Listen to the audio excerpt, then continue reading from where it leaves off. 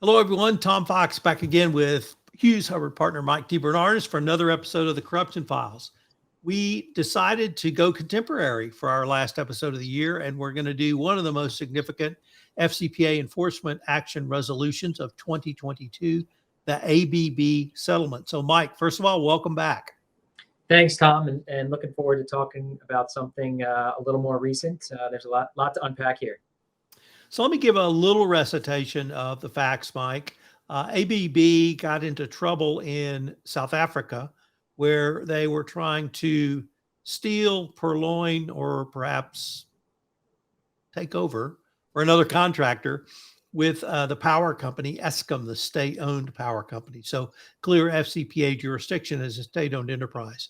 They identified a corrupt Eskom employee or official who could help them, and he suggested they retain a third party, corrupt third party, who the bribes would be paid through.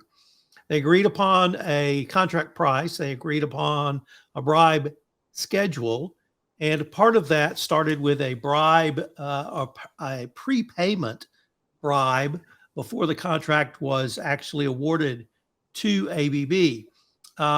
ABB had set up an entire team to capture this, and indeed it was called the capture team. And it was run out of ABB's corporate headquarters in Switzerland, largely without the knowledge of the South African subsidiary, except at the very top.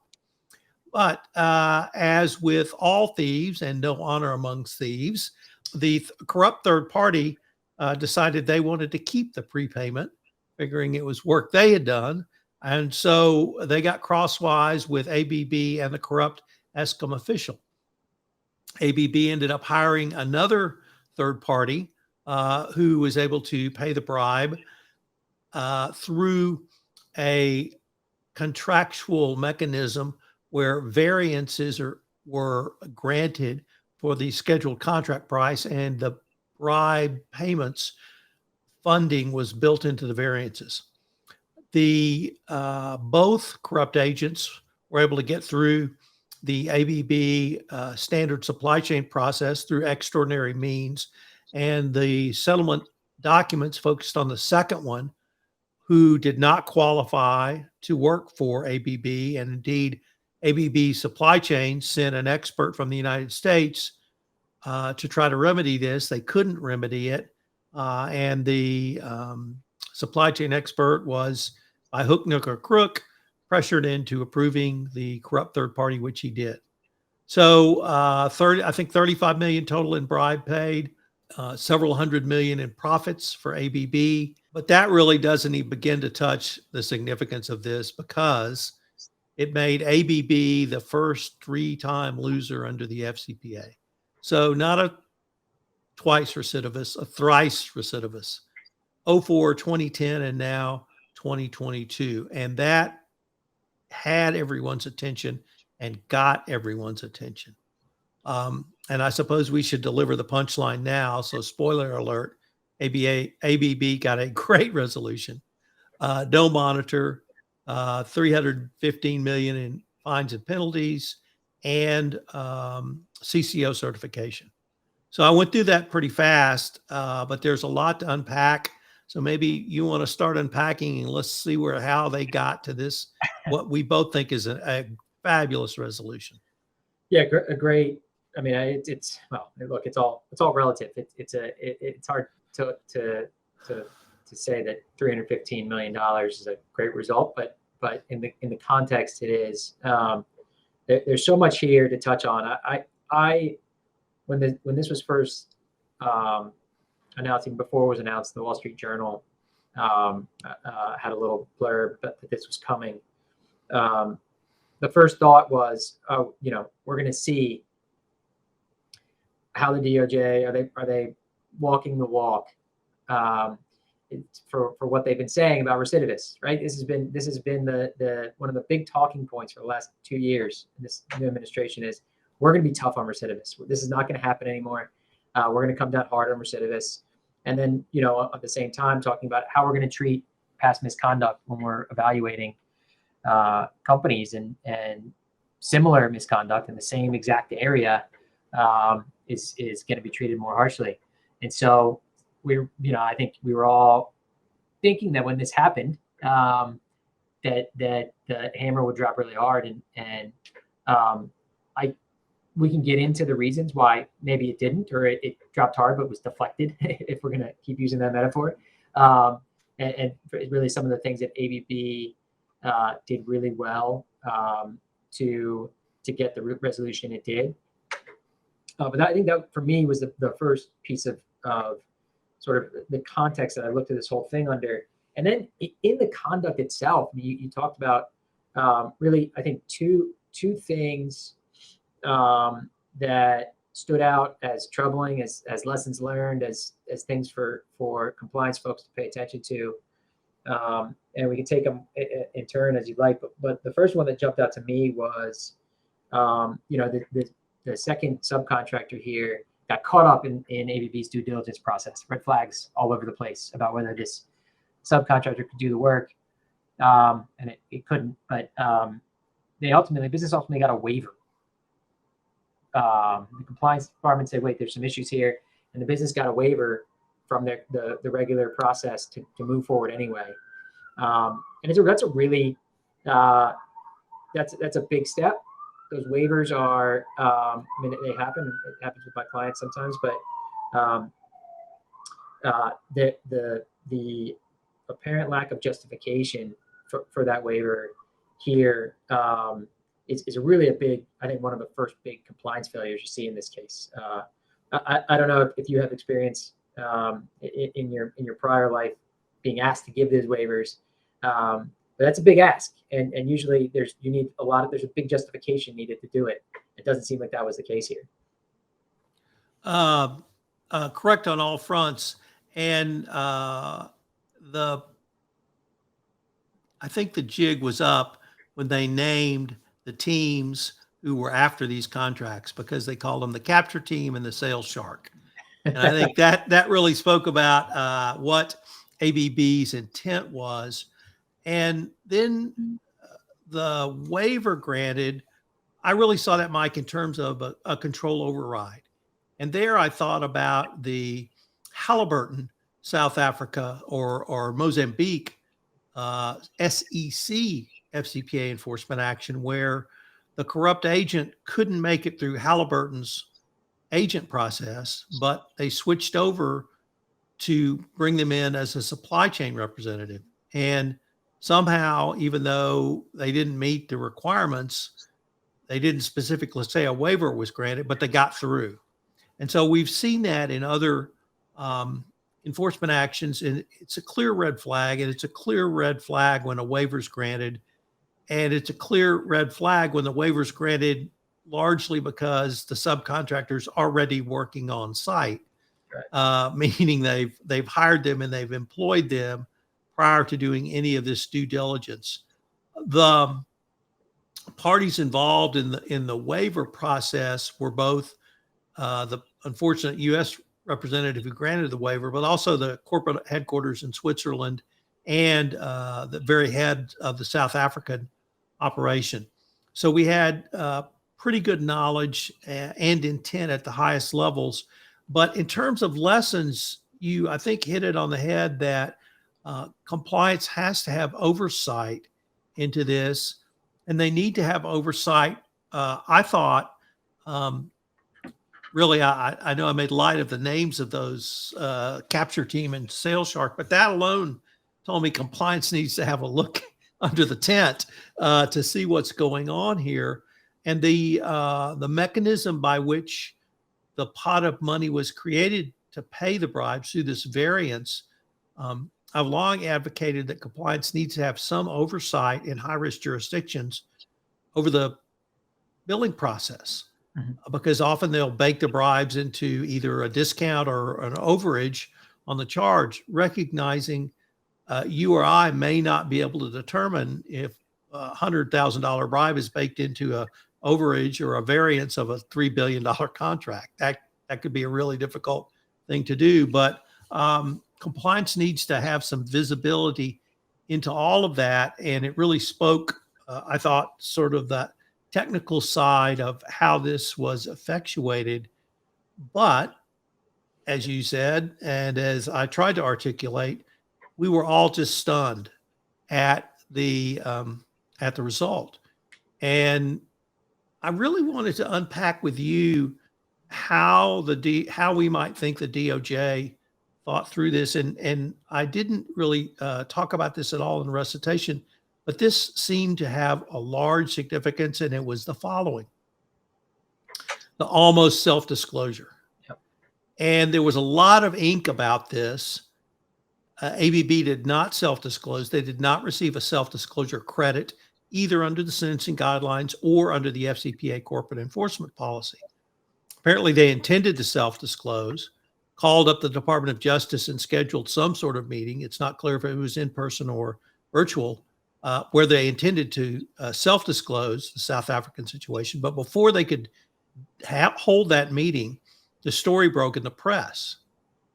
But ABB was able to convince the Department of Justice this had been their intent, and they were not aware that this story was ongoing in the press.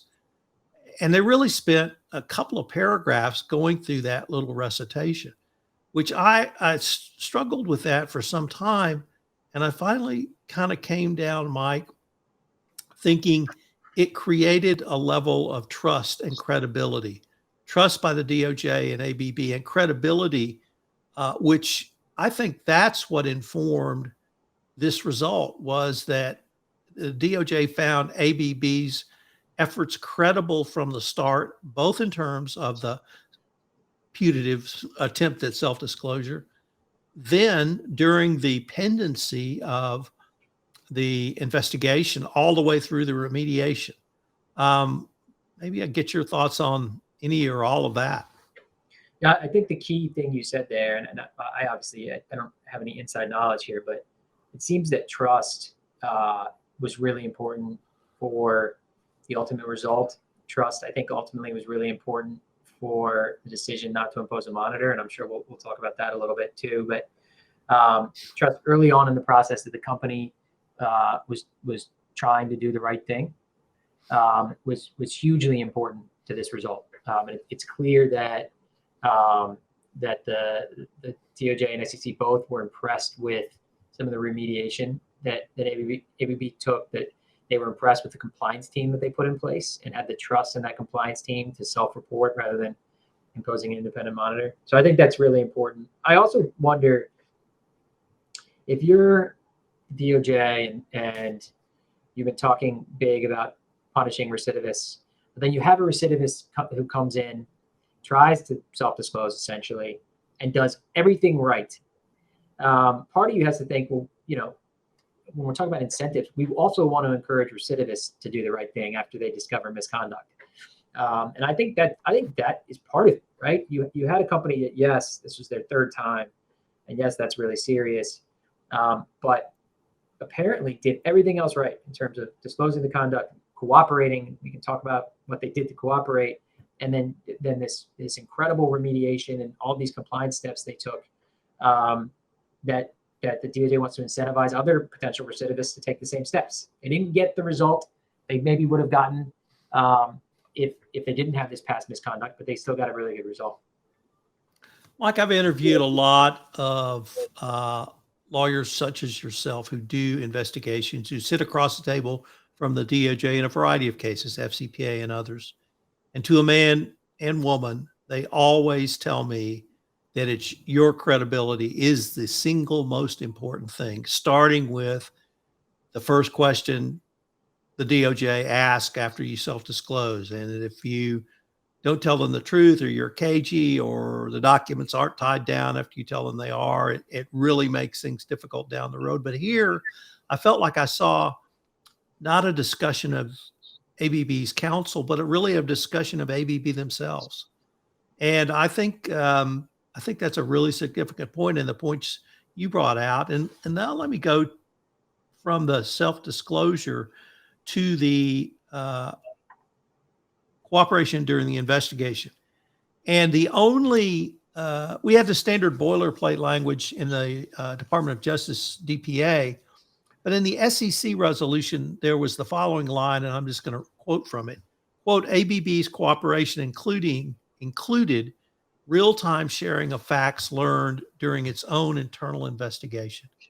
And I have to cite to Matt Kelly because he's the first person that really identified that. But Matt convinced me he thought that meant this was the speed that we talked about in the Monaco memo of turning over documents. And the use of the word real time literally meant that. They were getting information and in real time turning it over to the Department of Justice or the Securities and Exchange Commission. I was wondering what your thoughts were on the investigation part and why the DOJ really thought that ABB went above and beyond. Did you see something different?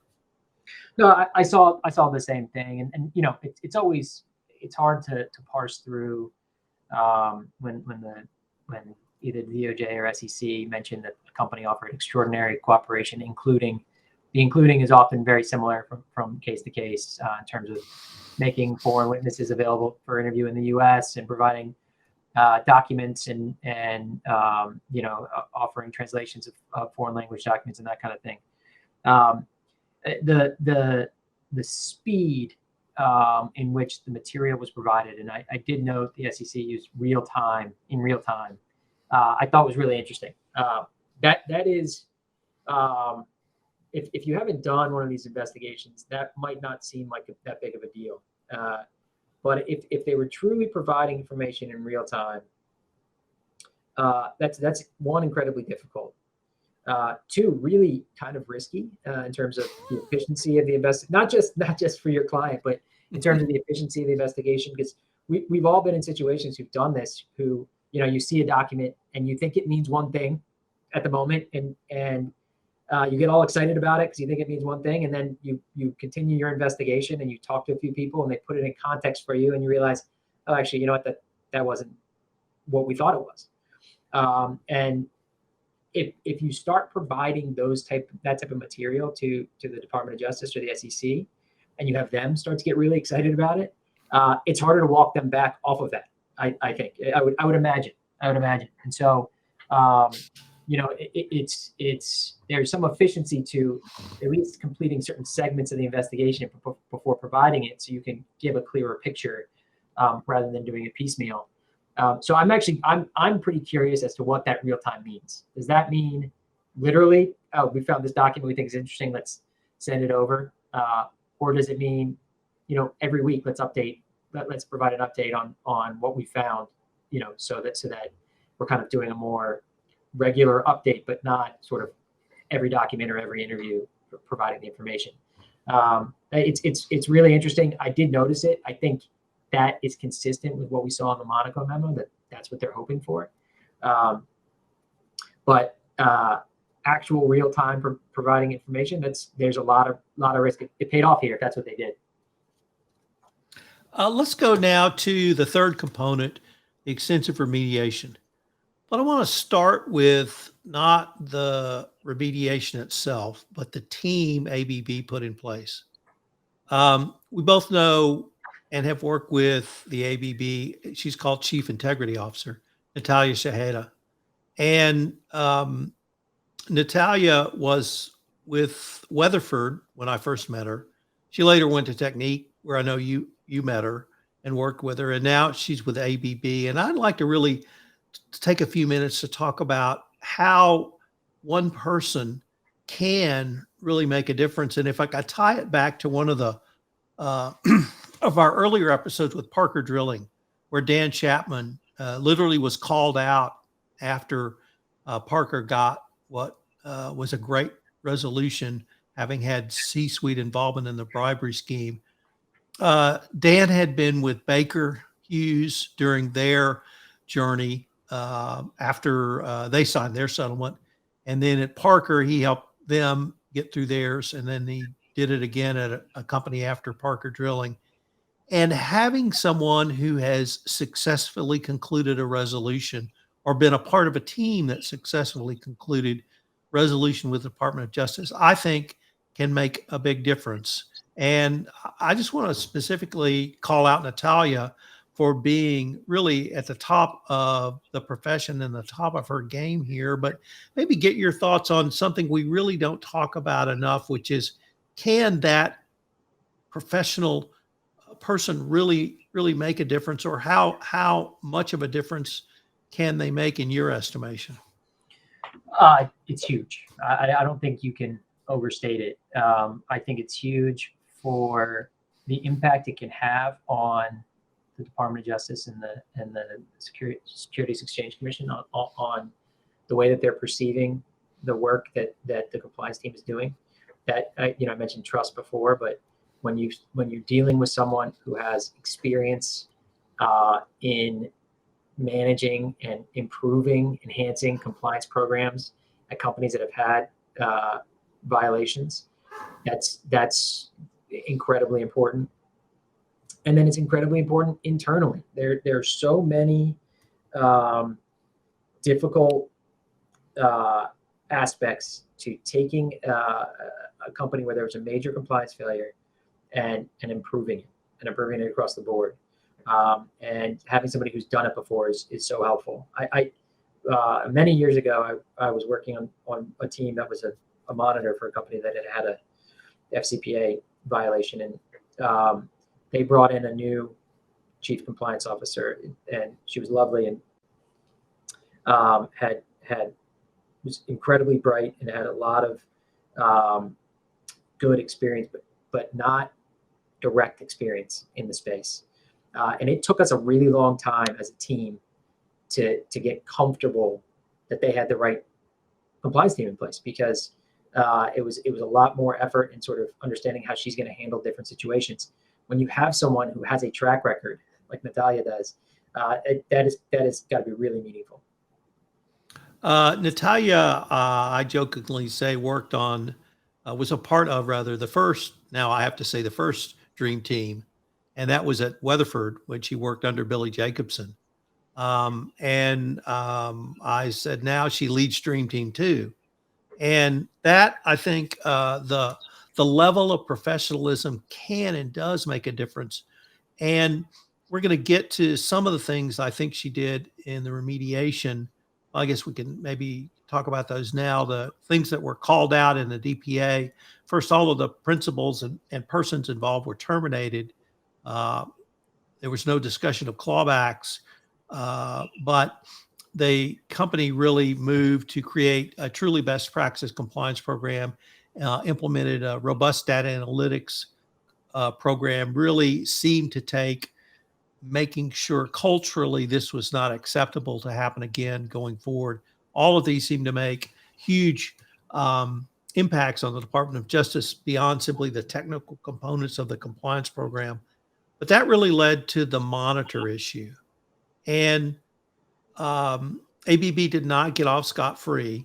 They have a very, I think, robust reporting schedule to the DOJ, where they have to physically, or not physically perhaps, but have to report quarterly to the DOJ with the about the implementation of their compliance program. But I think we have to tie that really back to the beginning, at the attempt to self-disclose, the hiring of Natalia and empowering her to do what she has done with her team, that the DOJ really trusts ABB to move forward with oversight, trust but verify, still channeling their inner Ronnie Reagan, so that's good. But they've given ABB an opportunity to continue to prove to them, because they have proven to them with the attempt at self-disclosure, with the extensive cooperation, and now the extensive remediation. I just wanted to maybe get your thoughts on how really, if at all, you see these playing together to get to the monitor issue. Yeah, I mean, this goes back to what I mentioned early on, that trust was so important. I think the two things we discussed, trust and credibility, are slightly different. And here, the trust is so important in that there's clearly a level of trust for the team that ABB has in place, and their counsel, I'm sure, is going to help with the compliance reporting and testing. That they have the capability, one, to do a thorough job in doing the testing that the that's required. And two, we're going to report on it truthfully, right? I think that's another important part. You're right; they didn't get off scot-free.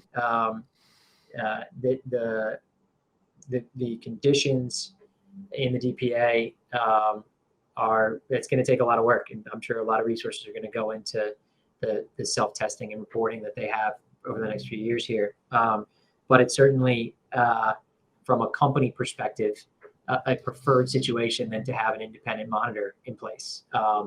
And I think that they got there. I'm speculating a bit, of course, but I think they got there from what they did to remediate the issues and improve their compliance program before the DPA, and then building up that trust that, hey, we can do this. We can do this testing, and we're going to continue to do some of the things that were in the DPA. And you can trust us to report on our performance truthfully, so that we can kind of work collaboratively to make sure we remain just at thrice recidivist. And I don't even know how to say fourth, but those things go absolutely hand in hand. So let's maybe circle back to one of the points you raised very early in your remarks, Mike, which was the DOJ has made clear over the past 15 months their distaste for recidivism, and that they're going to bring the hammer down. Yet here we saw perhaps not a hammer, but certainly a fine and penalty, certainly conditions, but something less than we may have anticipated. Do you think that this either takes away from the credibility of the department on how serious they're going to treat recidivists, or is it that the DOJ really wants to reward this type of behavior?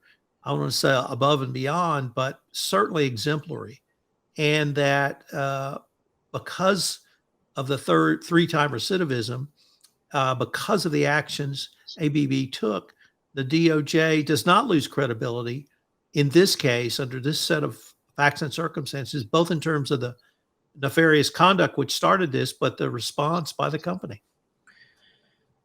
So I really actually think, and some credit I think is due here, that this resolution threaded the needle really well, because the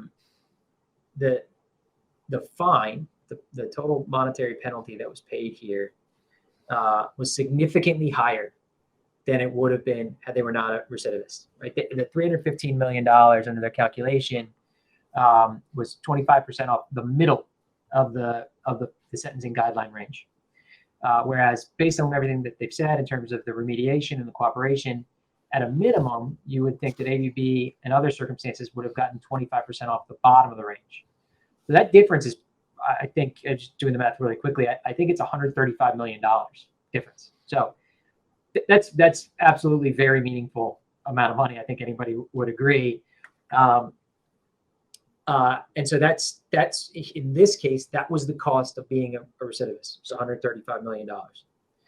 At the same time,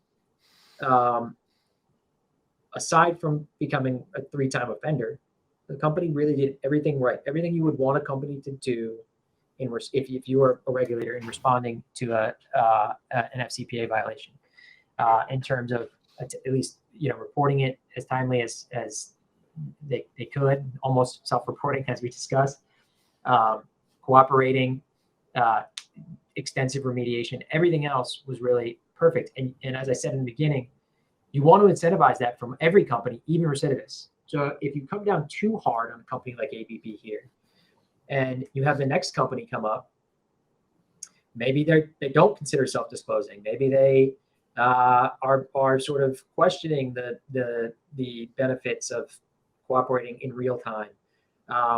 And so that's not the incentive you want to set. So I really think that there was this resolution does do a good job of getting to both ends, where we are clearly punishing them more because this is their third offense, but we want to encourage companies to respond the same way if they have similar situations.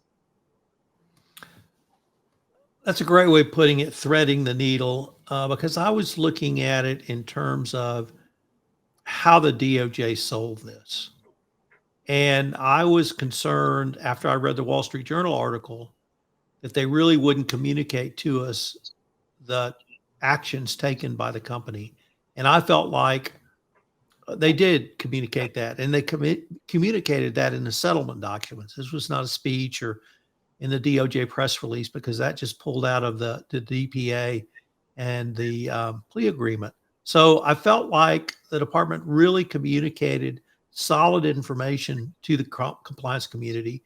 First of all, in terms of some very specific lessons learned on bribery funding, third parties, external control overrides, and those sorts of things, but also how you can meet or beat and really get credit for under both the sentencing guidelines and the FCPA corporate enforcement policy, even if you don't self-disclose. So I came out thinking, after a lot of study and thought about this, that this really was a positive case, but more importantly, this was a huge win for compliance and for compliance programs, for compliance officers, for corporate compliance and the compliance profession going forward.